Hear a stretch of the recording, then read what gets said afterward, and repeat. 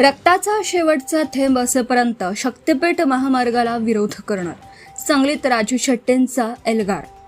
युसुफ पठाण, प्रतिनिधी, मालेगाव, नाशिक. रक्ताचा शेवटचा थेंब असेपर्यंत शक्तिपीठ महामार्गाला पूर्ण ताकदीने विरोध करणार असा ठाम निर्धार स्वाभिमानी शेतकरी संघटनेचे अध्यक्ष आणि माजी खासदार राजू शेट्टी यांनी केला आहे. शक्तिपीठ महामार्गाच्या विरोधात सांगलीतील विटा येथे आयोजित शक्तिपीठ महामार्ग विरोधी संघर्ष समितीच्या भव्य शेतकरी मेळाव्यात ते बोलत होते. यावेळी उपस्थित हजारो शेतकऱ्यांनी या महामार्गाविरोधात जोरदार घोषणाबाजी करत सरकारचा निषेध केला.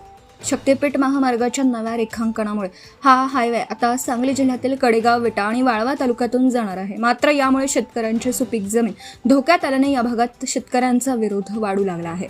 याच बाधित शेतकऱ्यांना एकत्र आणण्यासाठी विटा येथे राजू शेट्टी यांच्या उपस्थितीत हा मेळावा पार पडला. आम्ही विकासाच्या नाही, भ्रष्टाचाराच्या विरोधात.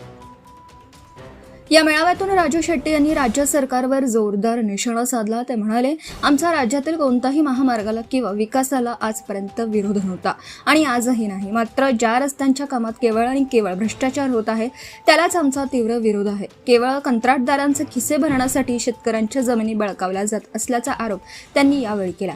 सांगलीतील या मेळाव्यानंतर आता शक्तिपीठ महामार्गाविरोधातील आंदोलन अधिक तीव्र होण्याची शक्यता असून यामुळे सरकारचे डोकेदुखी वाढणार असल्याचं चिन्ह दिसत आहे. युसुफ पठाण, प्रतिनिधी, Malegaon, Nashik. Subscribe now and press the bell icon. Never miss an update.